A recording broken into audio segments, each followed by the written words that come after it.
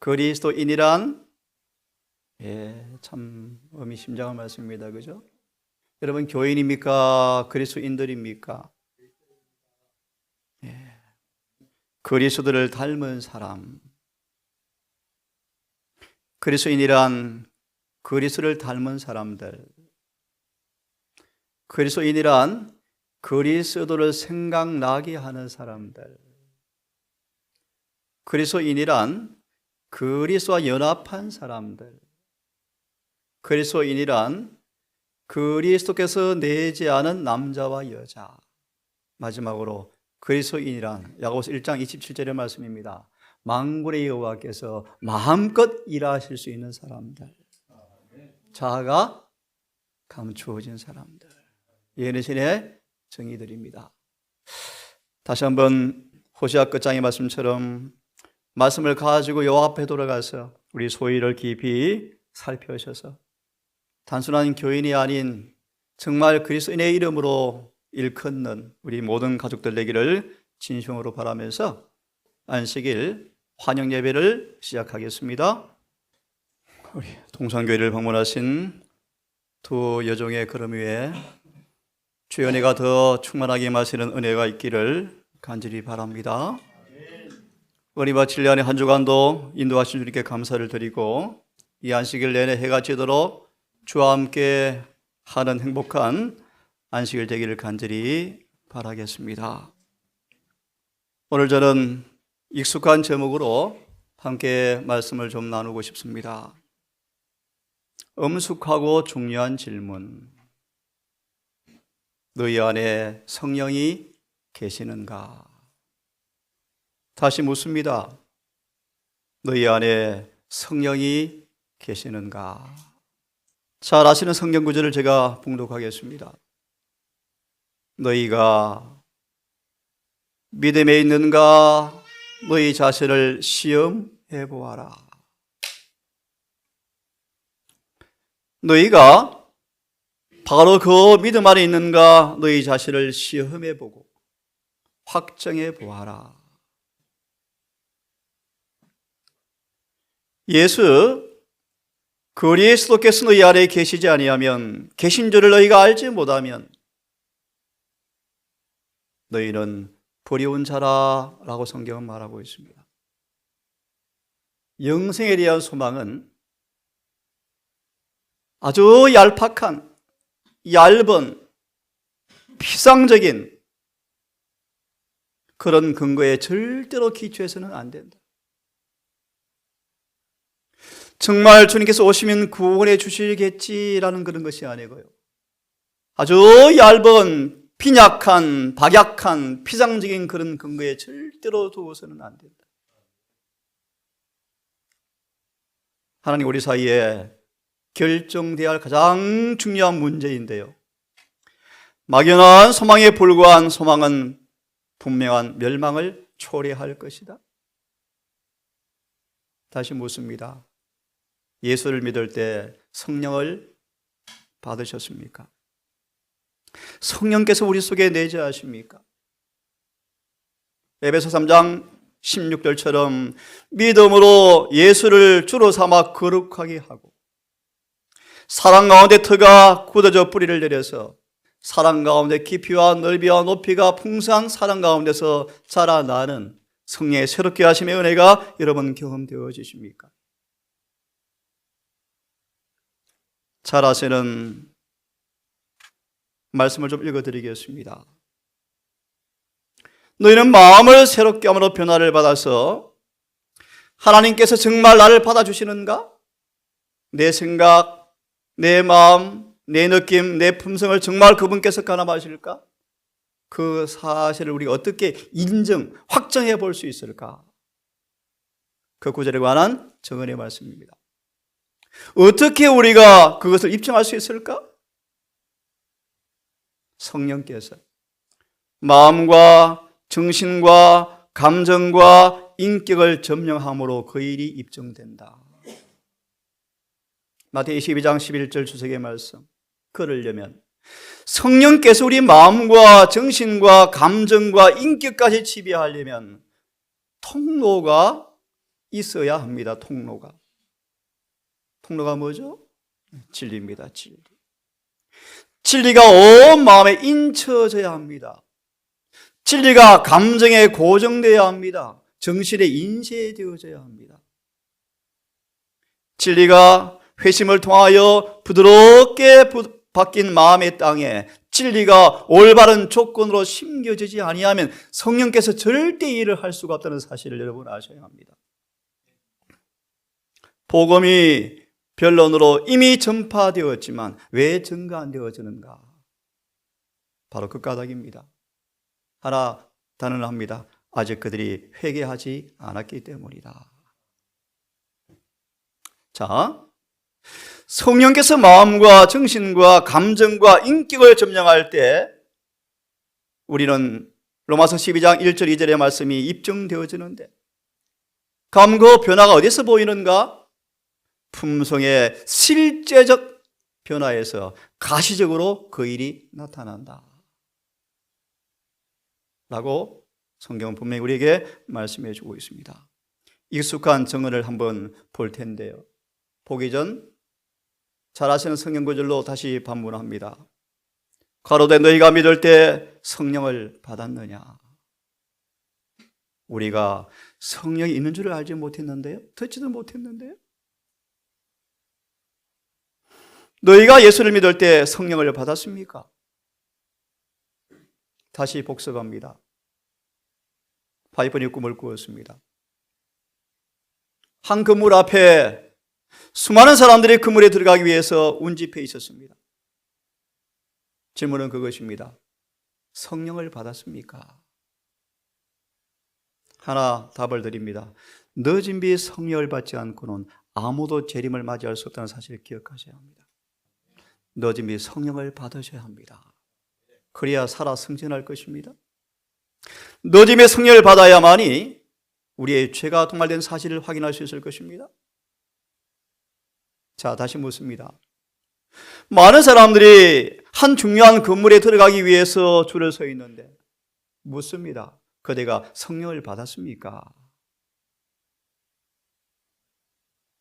엄숙한 말씀이에요. 성령을 받은 사실을 확인하는 모습을 보세요. 치수를 재는 자를 들고 있더라. 우리의 공은 아니에요, 공은. 우리의 확정이 아니에요. 내 확신이 아닙니다, 여러분. 내 확신이. 성령을 받은 사실을 정언을 묘사하기를 받았는가 안 받았는가를 뭐로 확인한다고요? 치수를 재는 자를 가지고 있더라. 계시록 11장 2절에 지팡이 같은 갈대를 들고 있더라. 청량하라. 말라기 3장 1절로 기억되어집니다. 하나님의 십계명을 가리킨다. 그런데 실망스러울 정도로 적은 수가 들어가도록 허락을 받았다. 성령을 받은 자가 있다는 것이 없다는 것입니까? 참으로 적다. 그래서 예수를 아는 지식을 따라서 빌립보 3장 8절처럼 예수 안에서 베드로 후서 말씀처럼 장사한 분량에 이르게 된다면, 에베소 4장 30절의 말씀이죠. 예수를 아는 지식을 따라 단계적으로 성장하여 장사한 분량, 예를 쉽게 듭니다. 어떤 시험이 와도 더 이상 넘어지지 않는 사람이 된다면, 빌립보 1장 21절, 자든지 깨든지 살든지 죽든지 늘 주 안에 있는 바울처럼 된다면 그들은 어린 양의 혼인잔치에 예수와 함께 자리를 같이 하도록 선정될 것이다. 성령을 받았습니까? 치수를 재는 자를 들고 있습니다. 품성을 잽니다. 예수를 아는 지식, 베드로서 1장 4절의 말씀. 예수를 아는 지식, 곧 내 품성을 변화시키는 그 지식을 내가 가지고 있는가? 이기심을, 내 교만을, 내 건방짐을, 내 자존심을 깨고 부숴서 예수의 의로 변화시키는 경험을 우리가 날마다 그분을 아는 지식을 따라서 살아가고 있는가? 그래서 마침내 장산불량에 이르게 된다면, 이런 구절들 여러분 국어를 잘 하시겠죠? 이르게 된다면 조건이 조건. 아무나 하늘에 갈 수는 절대 없습니다. 로마서 3장 31절에 주석해 보시면 그분의 자비가 모든 사람이 하늘에 들어오도록 문을 열어놓았지만 그분의 공의는 입구에 서서 그분을 보고자 하는 사람 앞에 품성을 요구합니다. 맞나요? 예. 그분의 사랑과 자비는 모든 사람을 초청하지만 공의는 준비된 사람만 들어가도록 허락할 것입니다. 주를 아는 지식을 따라서 예수님 안에서 장삼분량에 도달한다면 어린아이 혼인잔치에 선정될 것이다. 영원한 시대를 통하여 하늘에 간증하러 다닐 것입니다. 대정토학을 마지막 장을 보시면요, 그들은 지칠 줄 모르는 날개를 펴서 먼 별을 향해 날아가지 않습니까? 뭐하러 갑니까? 하나님은 사랑이시다 라고 간증하러 갈 것입니다. 우리의 외향적 모습이 멋지게 보일 수 있습니다. 하지만 어린 아이에게나 어울릴 기질과 습관과 품성, 그런 특성 가진 자는 절대로 하늘에 들어갈 자가 하나도 없다. 절대로 불가능하다. 급한 성미, 의혹, 비판, 급한 성미, 자존심을 길러왔다면 예수의 살과 피를 먹지 않은 사람들의 모습을 상징하죠. 혼인잔치를 망칠 사람이므로 절대로 못 들어간다. 이 문을 통과할 유일한 사람들은 하늘의 배틀로, 하늘의 배틀이 뭔지 아시죠 여러분? 공부해 보셨죠? 하늘의 배틀은 타락한 죄된 본성을 상징합니다. 예, 타락한 인간의 본성의 이 배틀, 특별히 하나님께서 준비하신 히브리 10장 5절의 말씀, 4천년간 타락한 죄된 인간의 본성으로 오신 그 예수 안에서 짜여진 그분의 흠도 점도 없는 예복을 입은 사람만 들어갈 수 있다. 굉장히 중요한 복음이에요 여러분. 나는 안 돼요, 아담의 후손입니다, 우리는 안 됩니다 라는 핑계가 필요 없이요, 주님은 그런 인간의 인성의 배틀을 창조주께서 예수를 통해서 만들어 놓으셔서 그 인간의 본성의 배틀에서 믿음과 순종으로 흠도 점도 없는 의를 이루어 놓으셨는데 그 의를 입은 사람만 들어간다는 것입니다. 다시 말합니다. 성령을 받았습니까? 이 경험이 있다는 것입니다. 다음 주부터 공부하겠지만 예수께서 12를 세우실 때 부르지 않은 한 사람이 등장했죠. 12 제자가 되고 싶어서 막 끼어들었습니다. 끼어들어서. 누굽니까? 가룟 유다였죠. 그 성령을 경험해 보았어요. 이적을 행해 보았어요. 기적을 행해 보았어요. 그런데요, 품성 변화가 없었습니다. 상호간에 완전한 신뢰로 결합하고 사는 거주자들의 행복에 흠을 낼 자는 단 한 사람도 이 문을 통과하여 들어갈 수가 없다. 다음부터 묵상할 것입니다. 11 제자가 정말 개성이 독특한데 에베소 2장과 베드로전서 말씀처럼 다 같이 하나가 되어서 함께 지어져 가더라. 이런 멋진 은혜가 이 동산교회도 응하기를 간절히 바랍니다. 타인의 행복에 신뢰로 결합하고 사는 거주민들 앞에 행복에 흠을 끼칠 사람은 한 사람도 못 들어간다. 저를 포함한 이 동산에 가로 유다 같은 자가 없기를 간절히 바랍니다.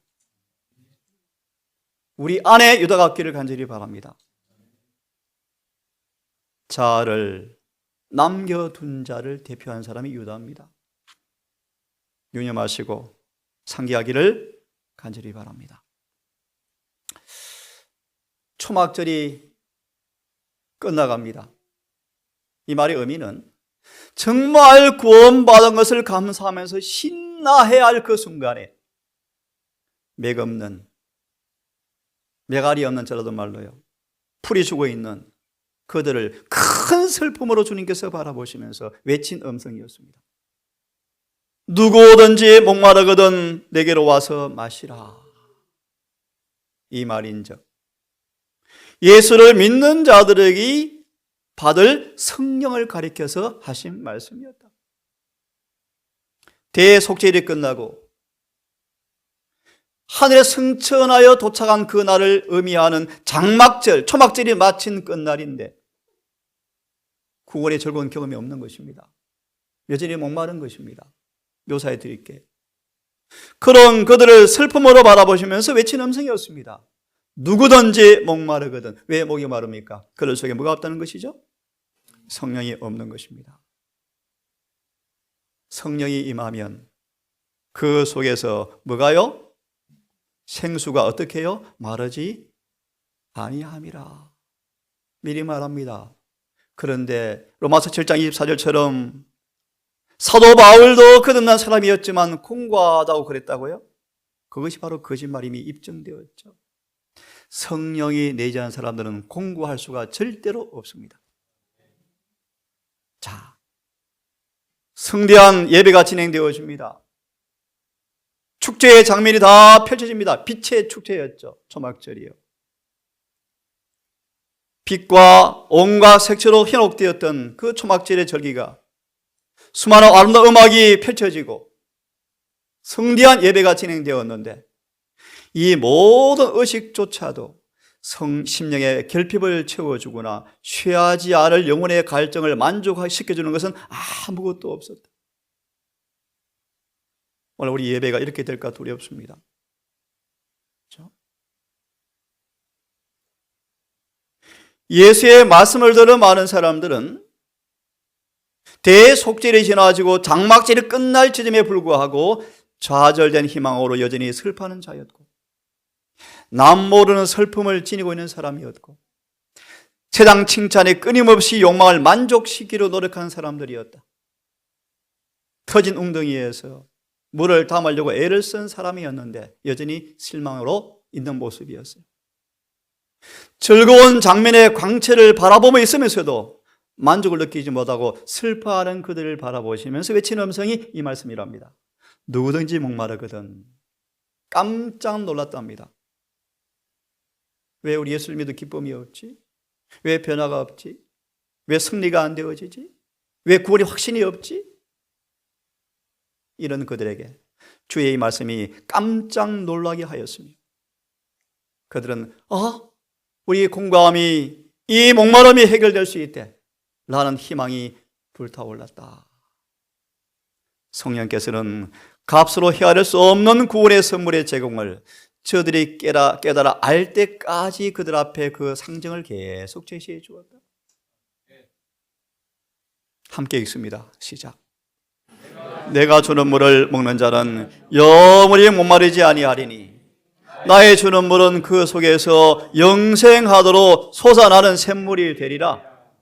하나 질문합니다. 영생을 받으려면 우리가 뭘 마셔야 합니까?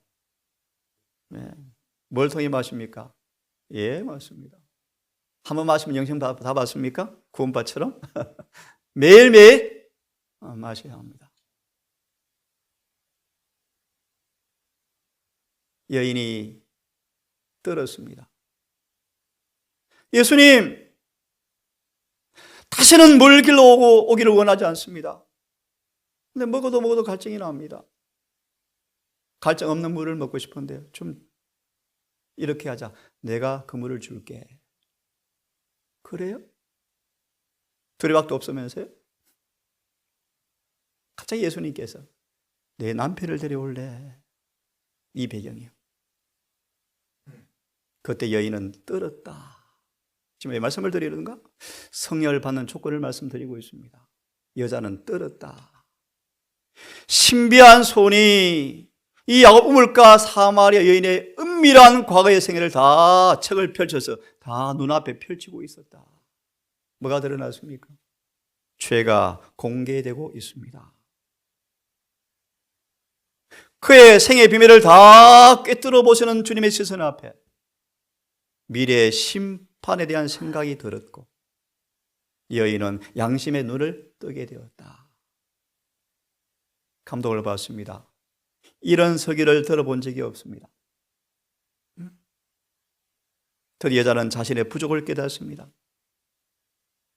영혼이 왜 갈증인지를 깨달았습니다. 이 예수님처럼 자신의 마음속의 피를 아시는 분을 처음 만났습니다. 회생의 비밀을 다 통찰하신 주님께서 확신시켜주는 말씀을 하실 때, 이 여인은 예수님은 나의 친구구나, 친구라고 느꼈다. 예수의 임재하심에 순결하심이 양심에 죄책감을 주어서 정죄가 느껴지지만 책망은 한마디도 하지 않으시고 영혼을 소성시키는 당신의 은혜에 대해서 말씀하셨다. 참 멋진 주님이시죠, 그죠? 여자는 어느 정도 이분이 혹 메시아 아닐까 라는 생각이 밀려옵니다.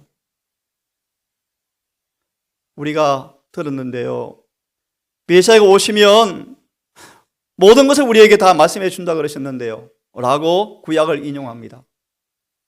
주님께서 놀랍게 말씀하시는데요, 11 제자도 받을 준비가 안 된 말씀을 선포해 버리셔요.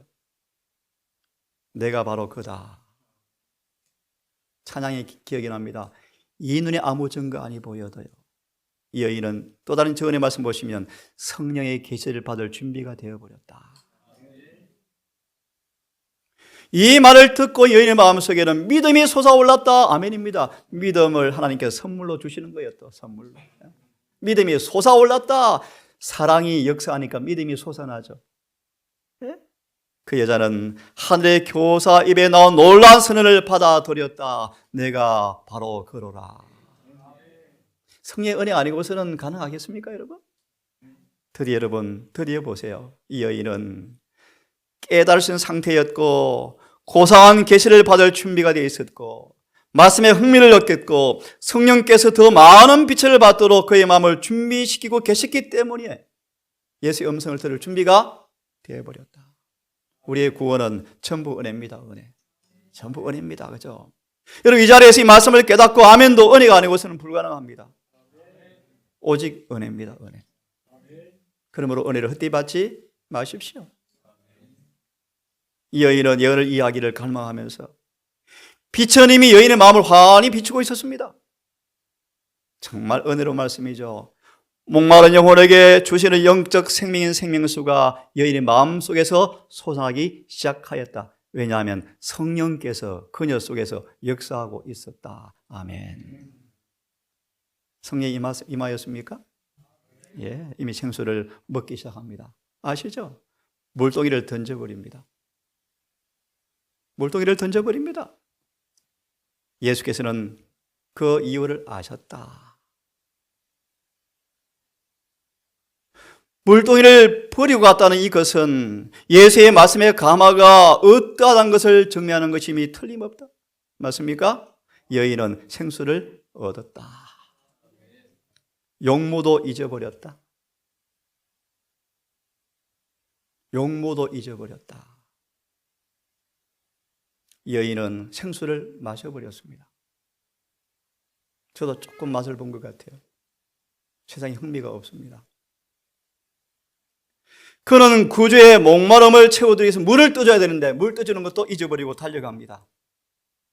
너무 기뻤습니다. 동네에 가서 떠듭니다. 전도합니다. 중요한 말씀이죠.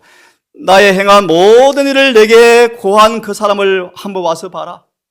이는 바로 그리스도가 아니냐. 중요한 말씀 드립니다.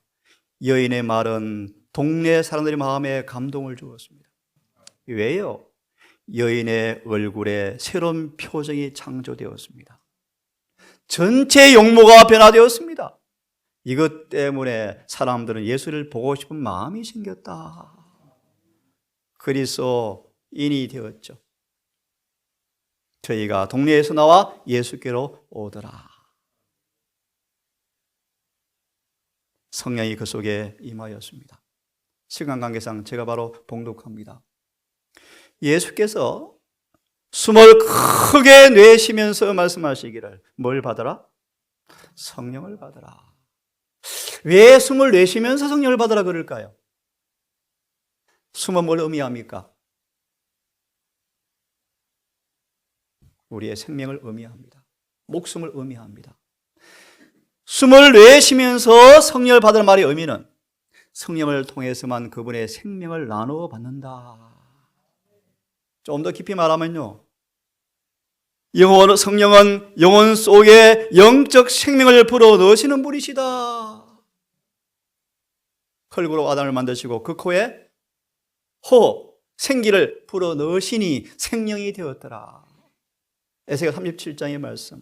근육이 만들어지고 살이 차오르고 뼈가 맞추어져서 사람이 되어서 움직이는 것 같은데 아직 뭐가 없더라? 생기는 없더라. 성령이 없다. 오늘 교회가요, 에스겔 37장 전의 말씀, 성교부장, 목사, 장로 이를 열심히 잘하는데 뭐가 없어요? 성령이 없죠. 이것이 라오디게아 교회의 모습이다. 어떻게 드러나는가? 열심히 하는데 품성의 변화가 없어요. 죄에 대한 승리가 없어요. 성령이 없는 거예요. 성령을 나눠준다는 것은 그리스도의 생명을 나눠준다는 말의 의미이다. 로마서 6장 3절의 말씀이요, 새 생명. 188년 기별자들은 이 생명을 가리켜서 죄와 관계없는 생명. 예수와 함께 죽고 장례를 치러서 그분과 함께 부활하여서 그분과 한 몸이 된 사람들은 새 생명 가운데 사는데, 새 생명 가운데 사는 사람들은 죄가 그들을 만지지 못합니다. 왜요? 예수님의 생명이거든요. 생명. 죄 없는 생명이거든요. 생명을 나눠준다는 말의 의미가 성령을 나눠준다는 것을 의미한다. 더 깊이 말합니다. 성령을 받는 말의 의미는 예수님의 품성으로 물들여지는 것을 의미한다. 아까 보았습니다. 성령 받았습니까? 예, 내가 설교를 엄청 잘했습니다. 달란트 많지 않습니까? 장사 잘했습니다. 그런 것으로 마지막 치수를 재지 않습니다. 십계명으로 그들의 품성으로 성령 받은 사실을 확인하는 것입니다. 맞습니까, 여러분? 예, 맞습니다. 하나님 저에게 성령을 가르치는 은사를 주었습니다. 강목 없이 모든 분들을 다 가르칠 수가 있습니다. 하지만 이 일이 결국 어떻게 돼야 합니까? 에베소 4장의 말씀처럼 품성 변화라 이루어지는 달란트의 활용이 아니면 의미가 없다는 것입니다. 24심에 가라사대 성령을 받으라. 그 말의 의미는 영적 생명을 불어넣는 것인데, 성령을 나눠준단 말의 의미는 그분의 생명을 나눠주는 것인데, 성령을 받는 말의 의미는 그분의 품성으로 물들여지는 것을 의미한다. 이것이 바로 뭐다? 영생이다. 그러므로 이렇게 말합니다. 예수께서 승천하신 후에야 비로소 이 말씀이 이루어집니다. 제자들이 성령의 역사를 위해서 믿음과 기도로서 자신을 완전히 굴복시켰을 때 비로소 성령이 주어졌다. 성령 피지 않고 바로 말씀을 드리겠습니다. 그리스도의 영이 없으면 누구의 사람이 아니라고요? 그리스도의 사람이 아니라라고 말합니다. 그래서 예수의 사람들은 육신에 있지 않다라고 성경은 말합니다. 묻습니다. 성령이 계십니까? 로마서 8장 1절과 4절은 이렇게 말합니다. 그러므로 이제 그리스도 예수 안에 있는 자에게는 결코 중재함이 없는 것은, 킹제임스 버전은 이렇게 부연합니다. 이는 그들이 더 이상 육신을 따라 살지 않고 성령을 따라 살기 때문에 중재가 없습니다. 2절은 이렇게 말합니다. 그러면 성령을 따라 살 때 이는 예수 안에 있는 생명의 성령의 법이, 다시요, 예수 안에 있는 생명의 성령의 법이 죄와 사망의 법에서 해방하였기 때문에 중재가 없는 것입니다. 3절은요, 율법은 절대로 사람을 의롭게 만들 수가 없습니다. 율법이 연약하여 할 수 없는 그것을 하나님은 하시나니, 곧 하나님의 아들을 죄 있는 육신의 모양으로 오셔서 죄가 있을 곳이 없는, 자리할 수가 없는 불필요한 그런 삶을 친히 사심으로 그 죄를 영원히 추방하셨는데, 4절 비결을 말씀합니다. 왜냐하면 그분은 육신을 따라 살지 않고 성령을 따라 살 때 율법의 요구가 이루어지기 때문입니다. 하나 쉽게 말합니다. 우리 안에 예수의 사랑을 충만히 품으면 절대로 죄 짓지 않습니다. 이 말입니다, 여러분. 성령을 따라 살면 율법의 요구 무엇입니까? 의죠, 의. 의가 이루어지니까 뭐가 없습니까? 정죄가 없죠. 누가 계신다는 증거입니까? 성령이 계시죠, 성령. 맞습니다. 예수가 내재한 증거죠. 서두에 질문을 드렸습니다. 그리스도인이란 누굽니까? 예수가 내재하는 남자와 여자를 가리킨다. 어떻게 확인합니까? 자로 재봐야 합니다. 구원바처럼 떠드는 것도 아니고요. 그렇죠? 신진이처럼 그 이 말이 믿어도 되는 것도 아니고요. 재림교회 남은 교회라고 믿어도 되는 것도 아니고요. 은밀한 얘기입니다. 자아가 완전히 굴복된 자에게만 임재하는 성령을 통한 그분이 임재 외에는 아무것도 아니라는 것입니다. 그 사실이 어떻게 확인되었는가? 율법의 의가 이루어지는 것입니다. 여러분, 성령이 계십니까? 성령이 계시면 로마서 8장 9절은 말하기를 육신에 있지 않다고 말합니다. 근데 바울이 14절에 말합니다. 나는 지금 이제 육신에 속하여 죄 아래 팔렸도다. 이 구절을 사도 바울이 내가 육신에 속하여 죄 아래 팔렸다라는 말씀을 사도 바울이 현재 시제를 쓰고 있는 관계로 거듭난 이후에 로마서를 기록한 연고로 바울이 거듭난 경험에 자신의 경험을 이렇게 이야기하고 있다고 이야기하는데 절대로 그렇지 않습니다. 조금 전 말씀을 드렸습니다. 성령이 계신 사람들은 14절에 있지 않습니다. 어디 있지 않다고요? 육신에 있지 않습니다. 이어서 쭉 말씀하십니다. 6장을 보시면요, 특별히 5절을 보시면, 4절 5절을 보시면요, 성령이 내재하는 사람들은 육신이 멸해집니다. 무슨 말이죠? 간단히 말합니다. 절제가 이루어지네요. 안 먹어야 되는데, 아니요, 과식을 안 하네요? 고기 먹지 말래. 그래야 늦음이 받는데, 그것이 아니에요. 정말 그분을 사랑하게 되어지면 고기가 자동적으로 끊쳐진답니다. 예를 들었습니다. 성령이 계시면 육체가 멸해져 버립니다. 무슨 말이요? 육체 성향들이, 육체의 소욕들이 우리를 에워싸서 외부의 사단과 손을 잡아서 마음의 죄를 짓도 유혹하지만 육신이 힘을 써요, 못 써요? 못 쓴다는 것입니다. 다시 말합니다. 성령이 계시는가? 그들은 육신에 속하지 않은 사람들입니다. 육신에 속한 사람의 특성이 있죠. 연합이 이루어지지 않습니다.